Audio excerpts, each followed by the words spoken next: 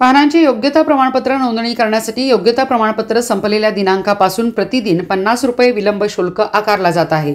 हा विलंब शुल्क रद्द करावा या मागणीसाठी रिक्षा टॅक्सी चालकांनी बेमुदत संप पुकारला, परंतु संप झुगारून रिक्षामधून भाडे करणाऱ्या एका रिक्षाची तोडफोड देखील रिक्षा चालकांनी केल्याने सांगलीतील रिक्षा चालकांचा संप आता चिघळला आहे। योग्यता प्रमाणपत्र संपलेल्या दिनांकापासून प्रतिदिन 50 रुपये दंड आकारला जात आहे। हा दंड रद्द करावा या मागणीसाठी रिक्षा आणि टॅक्सी चालकांनी संप पुकारलाय।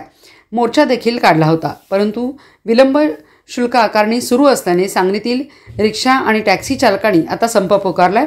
तसेच रिक्षा आणि टॅक्सी चालकांनी जिल्हाधिकारी कार्यालयावर धरणे आंदोलन देखील सुरू केले।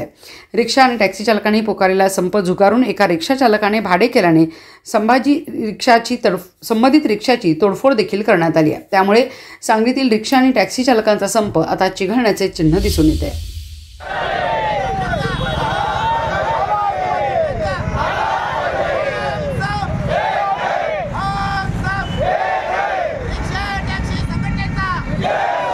केंद्र सरकारच्या 29 डिसेंबर 2016च्या आदेशानुसार रिक्षा टॅक्सी व्हॅन जे काही परवानाधारक वाहनं आहेत या वाहनांना प्रतिदिन 50 रुपये पासिंग करता विलंब शुल्क आकारला जात आहे।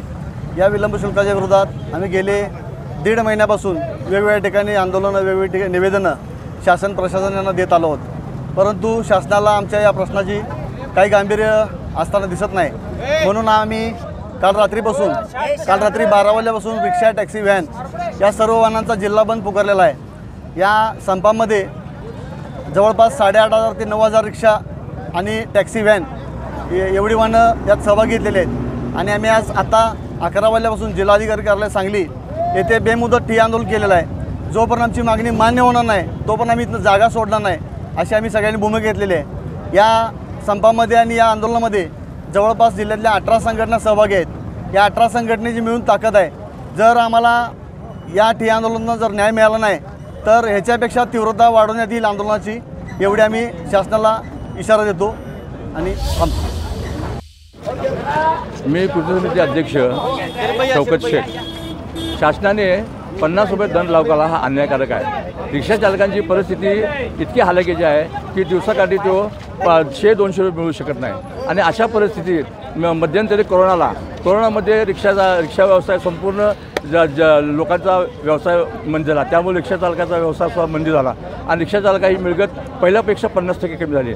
अशा वेळेला रिक्षा चालकांना काहीतरी सवलत देऊन शासनाने त्या रिक्षा चालकांना सवलत देऊन आता मदत देऊन त्यांच्याकडनं सहानुभूती दाखवून कशा पद्धतीने रिक्षावाल्यांची गाड्या पाशी करून प्रवाशांना सुरक्षित करायला पाहिजे। हे न करता उलट रिक्षा चालकावर 50% दंड लागून त्याने आमच्यावर मोठी कारवाई केली आहे।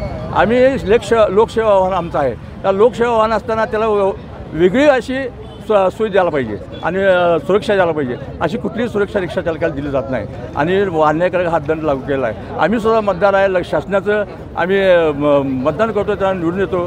तर आमची प्रश्न ते मान्य नसतील तर ह्याच्या पुढच्या काळात आम्ही सगळ्या ज्या सरकारच्या जेवढ्या हे असतील ते आम्ही मतदानाला बहिष्कार टाकणार।